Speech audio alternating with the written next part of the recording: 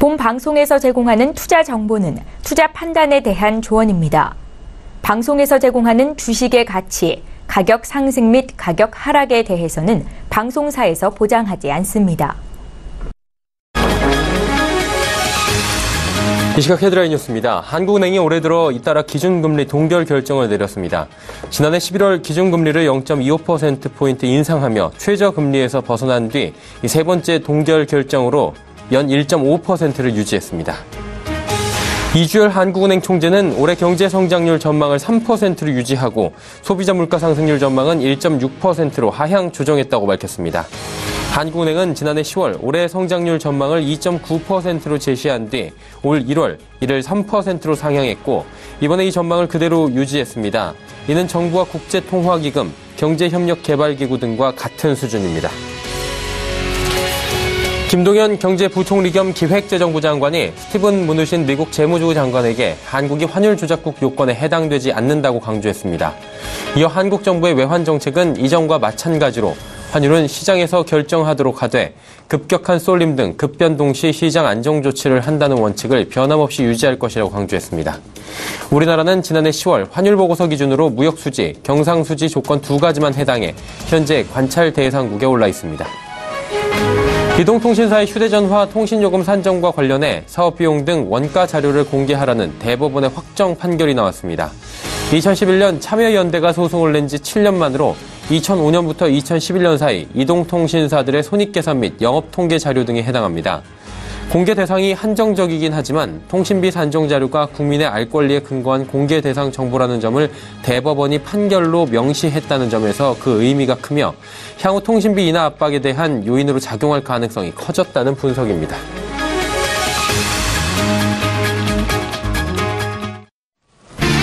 시청자 여러분 안녕하십니까. 오늘장 내일장 일부 문을 열도록 하겠습니다. 서정덕입니다. 옵션 만기일입니다. 4월에 옵션 만기일인 오늘장인데요. 시장은 혼조세를 이어가고 있습니다. 옵션 만기일의 영향을 크게 받는다기보다는 미국장의 영향을 역시나 또 받고 있는 상황입니다. 원인은 역시나 트럼프 대통령의 입에서 그리고 손가락에서 출발을 한 것 같은데요. 간밤에 미국에서는 도널드 트럼프 미국 대통령이 시리아 공습 발언을 나타냈습니다. 중동 지역의 지정학적 리스크가 다시 부각이 된 상황입니다.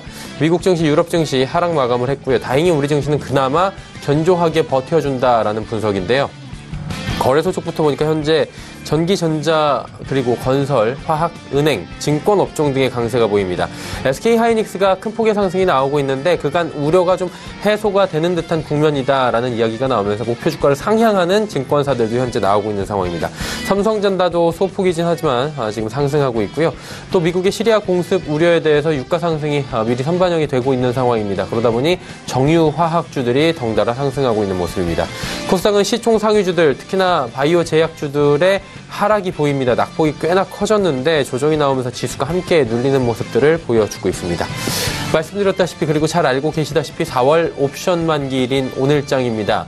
당초 예상보다는 변동폭이 크지 않은 상황이고요. 그럭저럭 잘 버티고 있긴 한데 오늘을 지나면서 지수가 단기적으로 상승 모멘텀을 가져갈 것이다. 박스권 매매에서 좀 상향될 것이다 라는 이야기들, 전망들은 있긴 한데 새로운 돌발 변수입니다. 미국의 시리아 공습 측면이 나온 상황입니다. 이런 글로벌 리스크까지 하나하나 다시금 체크하면서 옵션 만기일 정리해보도록 하겠습니다. 금일 본 방송에서 제공해드리는 정보는 투자 판단에 대한 조언일 뿐입니다. 해당 주식의 가치와 수익률 보장해드리지 않는다는 점 참고해 주시길 바랍니다. 거래소 시장부터 확인해 보도록 하죠. 코스피는 소폭 상승합니다. 2450선에서 등락을 거듭하고 있는 상황이고요. 한 5포인트 정도 현재 상승 흐름 가져갑니다. 일중 흐름 살펴보도록 하죠. 일중 흐름 보시면 2450포인트대까지 올라가기도 했지만 이내 다시 조정이 나오면서 2442포인트대까지 내려왔다가 현재 포인트 부분 한마디로 보합 수준까지 내려왔다 다시 상승권역으로 올라가고 있다라고 보시면 될 것 같습니다. 자, 이제 수급 주체 확인해 볼 텐데요. 오늘 수급 주체 보시면 기관과 외국인이 사고 오히려 개인은 팔고 있는 상황입니다. 개인은 1073억 원, 기관은 548억 원 삽니다. 외국인은 765억 원 순매수하고 있는 상황입니다. 시가총액 상위 종목들입니다. 삼성전자가 소폭 상승하는데요. SK하이닉스의 상승폭이 큽니다. 84,800원대까지 단숨에 올라왔습니다. 그동안의 공급에 대한 문제, 중국발 리스크들 어느 정도 좀 해소가 되는 국면이다라는 이야기가 분석이 나왔고 지금 가격은 싸다. 저가 매수까지 들어오면서 오늘 급등 나왔습니다. 삼성바이오로직스 하루 쉬어가는 분위기고요. 셀트리온도 1% 정도의 하락이 보입니다. 다음 살펴보도록 하죠. 현대차가 상승 쪽으로 가닥을 틀었습니다. 15만 1,500원에 움직이고요. 포스코, 삼성물산, 네이버 하락합니다. 그리고 유가 상승의 영향으로 LG화학, 화학주들 오늘 선방하는 모습입니다. 다음 살펴보도록 하죠. KB금융, 신한지주 올라갑니다. 은행주도 상승하고요. 현대모비스 3%대 비교적 큰 낙폭이 보입니다. 삼성생명, 한국전력 소폭의 조정이 나오고 있는 상황입니다. 코스닥 시장 넘어가 보도록 하죠. 883포인트대입니다. 1포인트 한 2포인트 내외에 지금 하락이 보이고 있고 약보합권 수준에서 880선 위에서 움직이고 있는 상황입니다. 자, 다음 일중 흐름 살펴보도록 하죠. 장 초반에 상승 흐름을 가져가는가 싶었는데 880포인트 살짝 오전에 무너진 바 있습니다. 이후 낙폭 회복했는데 다시금 하락 쪽으로 가닥이 잡혔습니다. 지금 낙폭을 줄여가면서 보합권 쪽으로 조금씩 올라가고 있는 상황입니다. 일단은 880선 지지는 어느 정도 오늘 나온 상황입니다. 수급 주체 확인해 보도록 하죠. 개인만 삽니다. 개인이 959억 원 사고요. 기관 외국인 파는데 기관이 640억 원 팔고 기관의 전 주체가 매도합니다. 자, 이번에 시가총액 상위 종목들의 흐름입니다. 일단은 메디톡스, 바이로메드 빠지는데 바이로메드가 7%가 넘게 하락합니다. 셀트리온 헬스케어도 조정 나오고요. 신라제는 소폭 상승합니다. CJNM도 약보합권 수준입니다. 6위부터 10위 종목들입니다. 이번에. HLB 오늘도 낙폭이 큽니다. 92,400원대까지 밀려 내려왔고요. 펄어비스가 오늘도 상승합니다. 어제 급등 이후에 숨고르기 그리고 소폭 상승 이어가는 모습. 셀트리온제약, 코롱티슈진 휴젤. 코롱티슈진 이틀 연속 상승 보이다가 현재 잠시 하락 쪽으로 가닥이 잡혔습니다. 11위부터 15위 종목들입니다. 카카오엠, 그리고 스튜디오 드래곤, 제넥신, 컴투스 빠지는데 특히나 제넥신의 낙폭이 큽니다. 포스코캠텍은 오늘 상승하고 있는 모습이고요. 원달러 환율 이어가도록 하겠습니다. 원달러 환율은 오늘 상승하면서 1,070원대까지 터치를 합니다. 국내 양시장 여기까지 살펴보도록 하죠.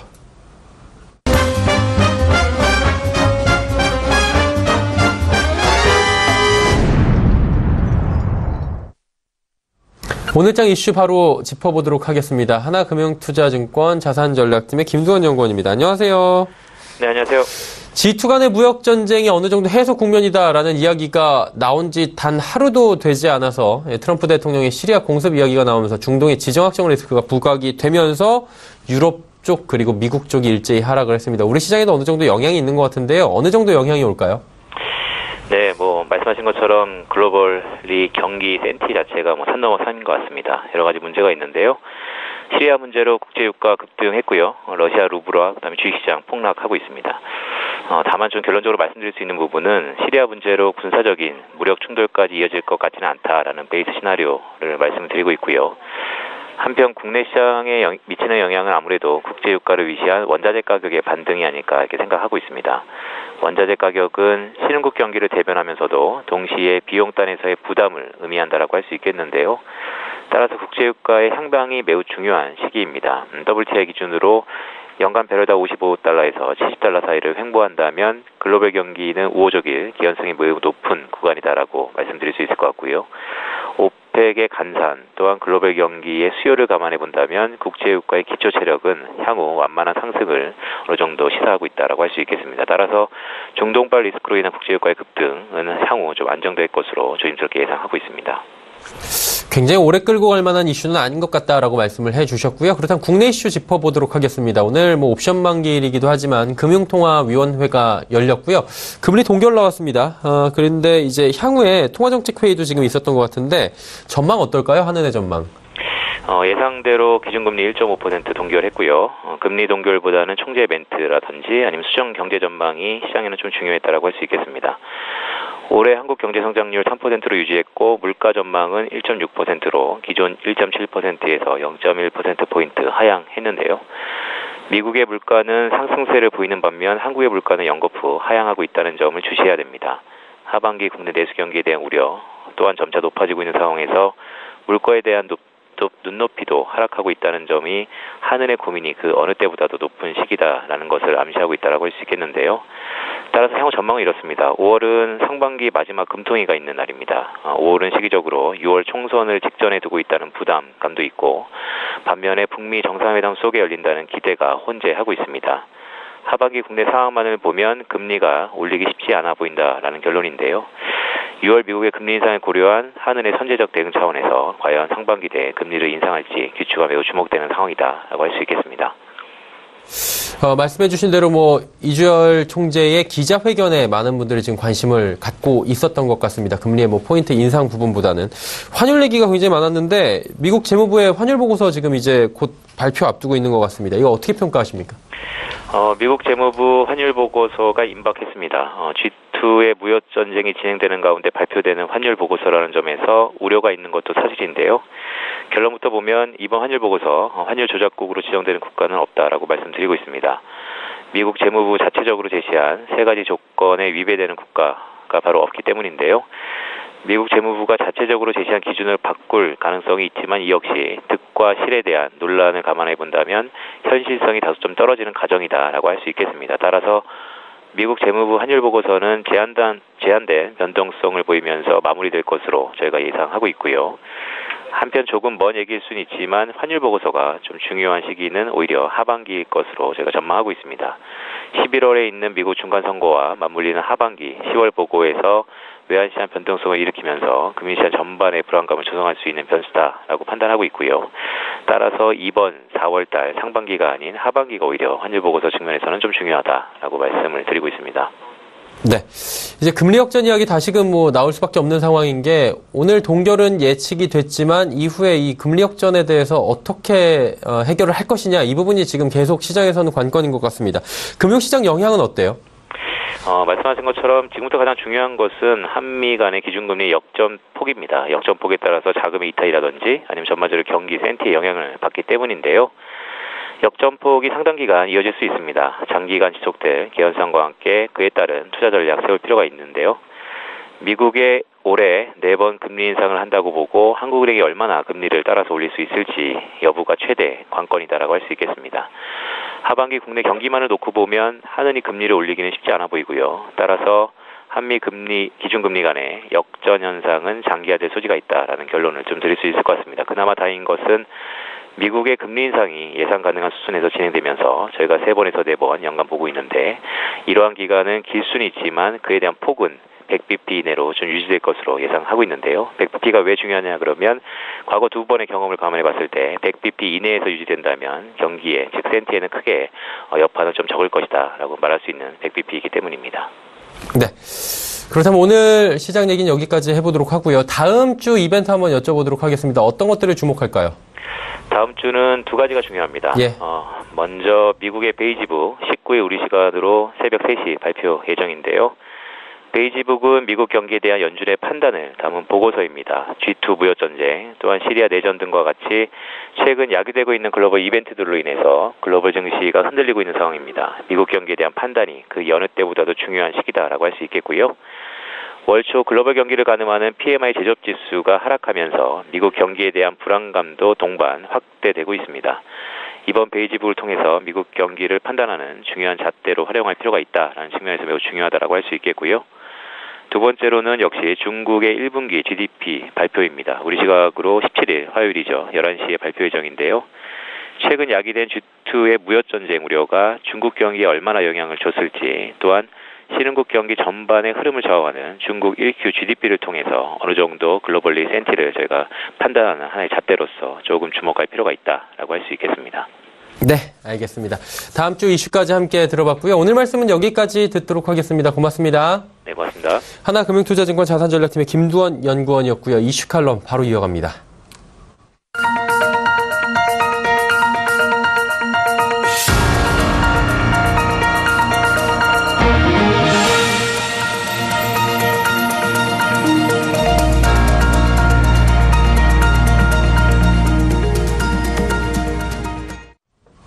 마켓 리더들과 함께하는 시간 이슈칼럼 시간입니다. GFM 투자연구소 이진우 소장과 함께합니다. 소장님 어서 오세요. 네, 안녕하세요. 네, 자 오늘은 금통위 얘기부터 당연히 해봐야 될 것 같은데 1.5%로 금리 동결할 것이다라는 부분은 뭐 소장님도 그렇고 많은 분들이 예상을 하셨을 거고요. 네. 어쨌거나 뭐 종합적으로 볼 때 금통위는 소장님 어떻게 보셨습니까?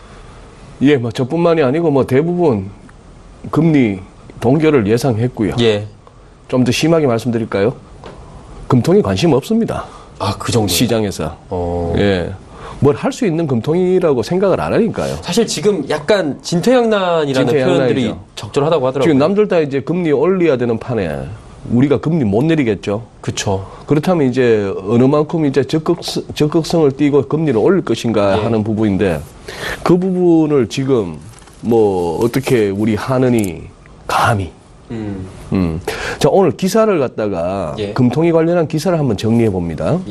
자, 1분기 소비자 물가 상승률 전년 대비 1.3%.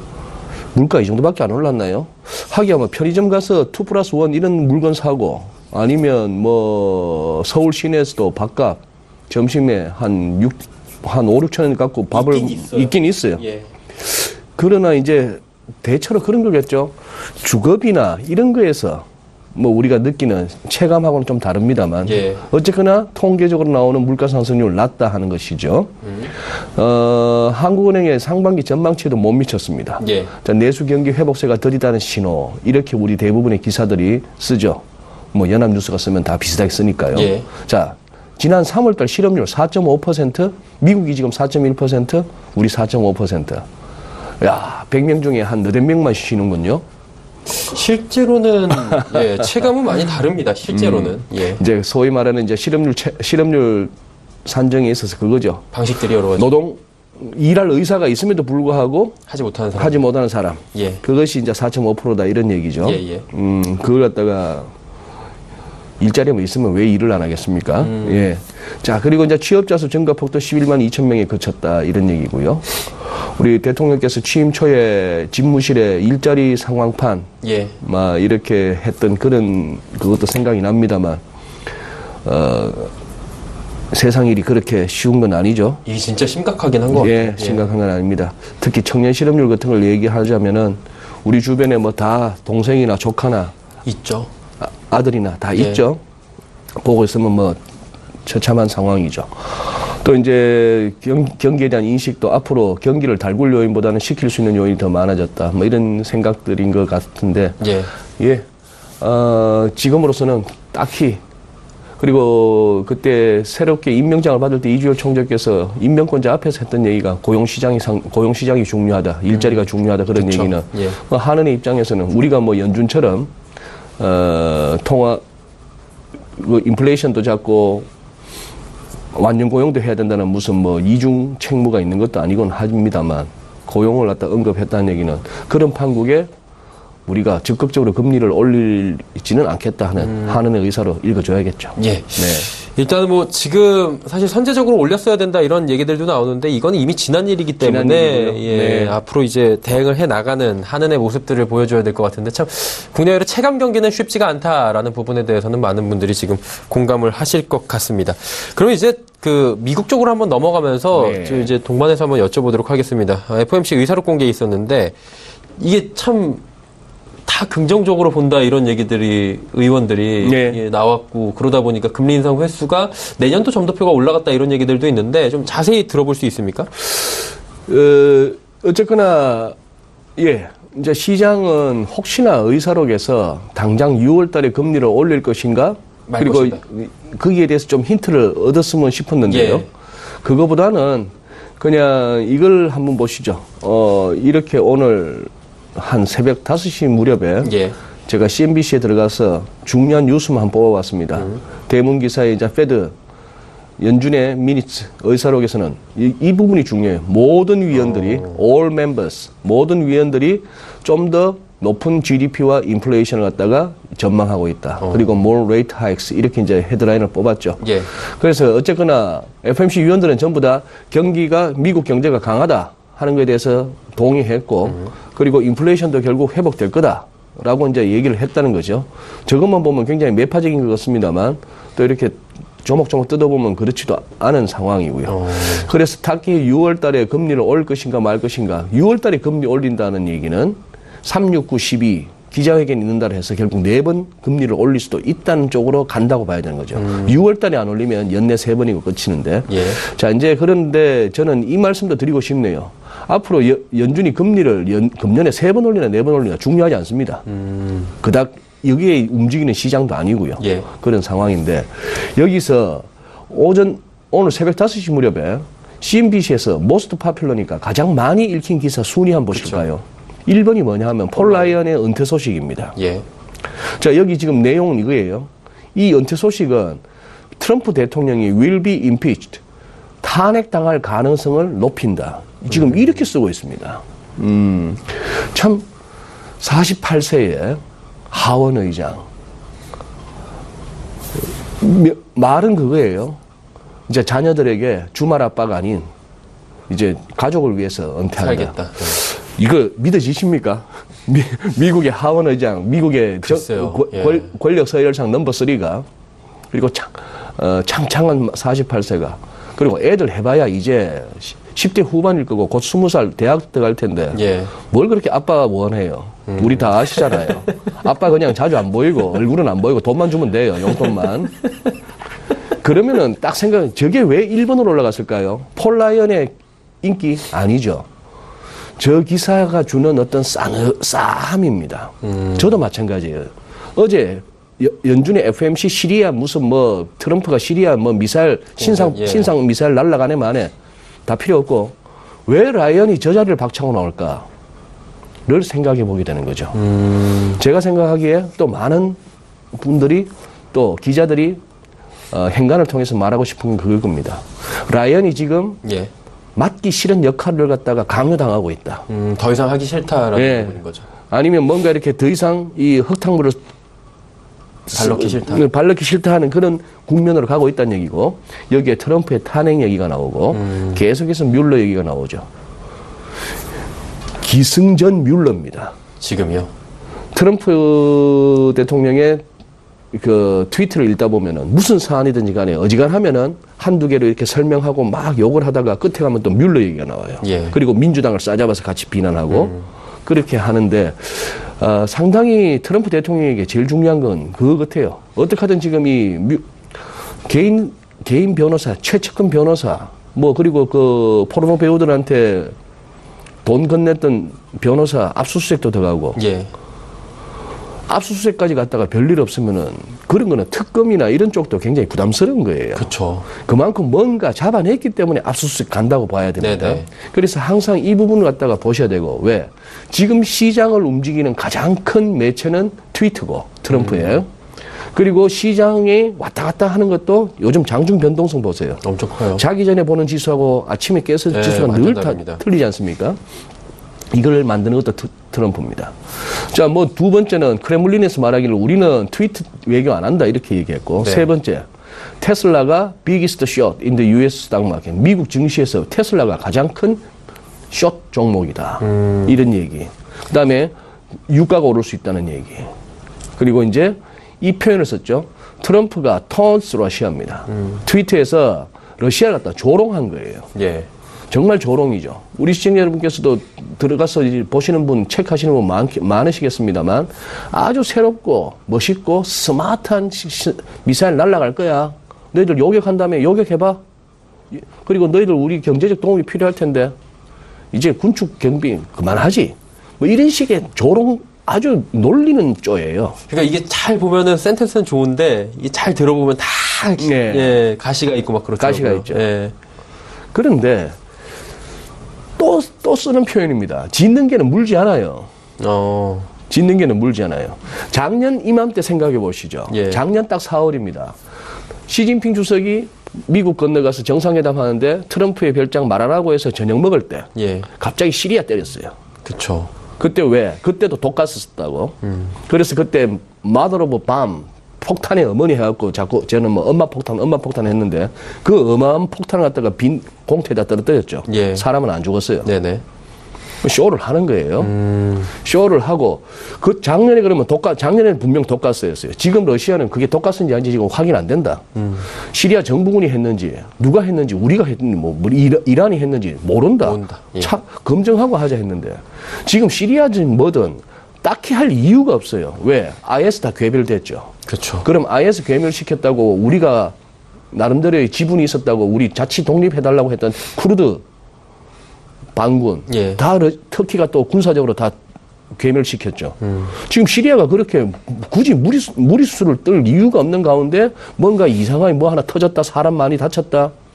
불쌍한 건 정말 시리아 국민들입니다. 그렇죠. 그 어린아이들 하며 그냥 가족들의 안전 때문에 늘 그렇게 눈이 젖어 있는 그 시리아의 아버지들 보면 정말 트럼프 대통령의 트위트 중에 제일 공감하는 거는 아사드 시리아 정권을 보고 애니멀이라고 표현했어요. 짐승 같은. 예. 그런 식인데 그래서 이건 아니라고 봅니다. 자, 보세요. 자, 지금 러시아 보실까요? 예.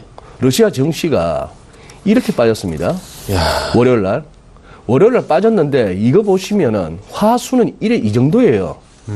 자, 러시아 루블 자, 이게 11.44포인트 빠졌습니다. 11.44%. 그러니까 전체 지수가 지수가 한 종목이 아니고 이날 지수가. 실검이었어요. 밤에 러시아 지수가 포털의 실시간 검색어로 5위, 그랬을 6위에서 겁니다. 계속 움직였어요. 루블 보실까요? 예. 루블 이렇게 자, 이렇게 움직였는데 어제는 사실 루블이 오히려 안정을 보였죠. 네. 그러면 이거는 그겁니다. 이날 이게 시리아 때문이 아니고 이날 이거는 그거였어요. 미국이 또 올리가키를 비롯해서 또 제재 그때 한번 때렸죠. 그렇죠. 예. 그런 것이 이제 때린 상황입니다. 그래서 이렇게 보이네요. 트럼프 대통령이 이제는 조금 트럼프 대통령의 화법이나 트럼프 대통령의 그 어떤 타이밍을 좀 짐작을 할 수 있을 것 같아요. 시리아를 때려도 그냥 안 때릴 것 같고 김정은이 만나기 전에 때릴 것 같습니다. 일부러요. 일부러요. 그때 또 때리려면 또 뭔가 또 뭐 자작극을 하든 뭘 하든 또 뭐 건수를 또 만들어야 되겠죠. 예. 네, 그런 상황이고 여기에 또 프랑스가 적극적으로 뭐 시리아를 갖다가 응징을 해야 되는 말에 프랑스는 지금 딱히 프랑스에 무슨 산업이 있습니까? 무기 산업밖에 그쵸. 내세울 게 없어요. 프랑스 와인 요즘 안 마셔요. 그냥 칠레도 많고 뭐 호주도 많고 많아요. 관광 크로아티아 뭐 동유럽 그 벽촌은 가더라도 프랑스 파리 안 갑니다. 왜? 프랑스적인 게 없어요. 옛날에 그 비싼 비용을 들이면서도 파리에 가는 이유, 프랑스만의 어떤 그 정치. 감성이 있었죠. 근데 프랑스를 가나, 런던을 가나, 뉴욕을 가나, 별 차이 없으니, 그거보다는 차라리, 나 유럽 왔네, 외국 왔네 하는 느낌이 드는 거는 차라리 프랑스보다 뭐, 동구권이죠, 오히려. 네, 예. 뭐 그런 식의 흐름이면, 그렇게도 또 보셔야 되는 거고. 또 뭐 철도 파업, 노조 파업, 판사들 파업, 다들 막 발칵 뒤집어진 프랑스에서 또 찻잔이 마크롱 같은 경우는 바깥으로 또 들다봐야 되고 이런 상황입니다. 그래서 제가 내리는 결론은 시리아 하는데 뭐 사태 전개를 보셔야 되겠죠. 진짜 뭐 일 벌릴 사람 같으면 저 트위터에다 저렇게까지 까불겠습니까? 그냥 여전히 이거 같아요. 언제 이 200일선이 무너지나 아니면 언제 이 200일선에서의 어떤 그 지지를 확인하나 이 두 개가 관건입니다. 예. 관건이고 지금 이제 2642인데 어제 마감이 S&P 500이 예. 자, 이 선을 갖다 이렇게 생각하시면 이게 이제 2700이겠죠. 그쵸. 그러니 S&P 500은 적어도 지금부터 한 60포인트 하루에 한 14 많이 오르면 20포인트도 오르니까 예. 바짝 가자면 3, 4일 만에도 갈 수는 있습니다만 요즘 보면 이렇게 시간이 걸리거죠. 그렇게 본다면 이 2700포인트를 갖다 넘기 전까지는 미국 증시는 마음을 놓을 수가 없는 상황이고 그렇다고 해서 이 200일선이란 이 정도가 당장 깨지기에는 트럼프 대통령의 그 정도 트위터로 무너질 장도 아니고 그러면서 이렇게까지 얘기해보려면 다음 주부터는 드릴 말씀이 없어지는데 결국 200일선의 붕괴를 시킬 만한 모멘텀이 뭘까를 갖다가 고민하다 보니까 트럼프 대통령이 뮬러 자른다고 나왔을 때가 아닐까 싶습니다. 아, 그때쯤 네, 되면. 네. 혹시나 그 사건이 200일선 붕괴의 트리거가 될 수도 있겠다는 생각을 한번 가져봅니다. 그게 가장 유력하다라고 예, 말씀해요. 예. 한 가지만 좀 짧게 여쭤보고 네. 싶은 게 이제 많은 분들이 이제 관심 갖는 게 그거잖아요. G2 무역 분쟁 이게 일어나지 않을 것이라는 거는 대다수의 분들이 짐작은 하고 있었는데 네. 혹시나 하는 트럼프 대통령의 성향 때문에 그런 거잖아요. 네. 근데 이게 잘 우야무야 해결이 되는 것 같은데 시리아 이제 뭐 폭격하겠다 얘기가 나오니까 시장이 출렁하는 모습인데 소장님 말씀을 종합을 해보자면 좀 단기적으로 끝날 확률이 높다라는 부분인데 그렇게 본다면은 이게 뭐 단기라고 한다면 뭐 1, 2주짜리인지 그것도 굉장히 궁금해요, 사실. 시리아 사건 말씀하시나요? 예. 일단 미중 무역 사태는 그냥 보아오 포럼에서 시진핑 주석이 그 정도 양보를 해서 예. 새로운 거 하나도 없습니다. 그렇죠. 새로운 거 하나도 없고 작년 중앙당대회, 연초 뭐 다보스 포럼 뭐 했던 소리 다 그대로예요. 뭐 외국산 자동차에 대해서 지금 25% 관세 때리니 관세 낮추겠다는 얘기도 연초에 했어요. 했었죠, 예. 했는데 왜 실행이 안 옮기느냐. 그 중국의 만만디기도 만만디기지만 틀림없이 하나하나 또 트집 잡을 트럼프인데 트집 잡으면 그때 해줄게. 조금씩 늦추는 거죠. 네, 그런 식이라고 보시면 되고 그 정도 하니까 바로 또 트위터에 올라갔죠. 시 주석 아주 고맙고 그 배려에 감사한다. 그러면 미중 무역 끝난 거예요. 그걸로 무슨 뭐 끝을 보자는 게임도 아니었고 이제 시리아인데 시리아를 갖고 정말 저 정도까지 얘기해놓고 뭘 터뜨릴 것인가? 큰 거는 없다고 봅니다만 워낙에 예측 불가능한 그거기 때문에. 사람이죠. 예. 네, 그래서 그건 합니다만 결국 장이 딴 거보다 환율이 안 움직여요. 환율이 안 움직이는 거 봐서는 정신은 미국 정신에 지금 뭐 이렇게 롱과 숏들이 막 이렇게 혼재를 합니다만 어느 쪽도 지금 피만 흘리지 확실하게 우위를 점하지 못하고 있는 상황이고 금리도 고만고만하고 외환시장 딱 붙어 껌장이고 하는 걸 보면은 재료와 뉴스는 굉장히 시끌벅적한 가운데에 그냥 지수가 장중 요동만 클 뿐이지 지금 이 장은 방향성 없는 장입니다. 그리고 외환시장의 흐름으로 봐서는 이거보다는 보다 결정적인 모멘텀이 나와줘야 된다. 시장은 그렇게 얘기하고 있는 것 같습니다. 네, 알겠습니다. 다음 주쯤 되면 어떤 얘기를 할지 지금 이슈가 하나가 또 터져줄 것 같은데 그 이슈에 대해서 다음 주에도 또 이야기를 나눠보도록 하겠습니다. GFM 투자연구소의 이진호 소장과 함께했습니다. 고맙습니다. 예, 감사합니다. 네. 오늘장 내일장 1부 함께 하셨고요. 잠시 뒤 2부에서는 이제 종목 이야기 좀 자세히 들어가면서 수익률 대결 펼쳐보도록 하겠습니다. 슈퍼 듀오 매치가 2부에서 준비가 되어 있습니다. 두 분의 전문가와 다시 함께 돌아오도록 하겠습니다. 고맙습니다.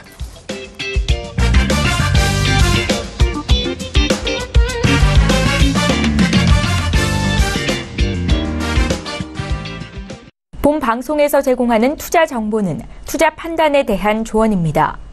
방송에서 제공하는 주식의 가치, 가격 상승 및 가격 하락에 대해서는 방송사에서 보장하지 않습니다.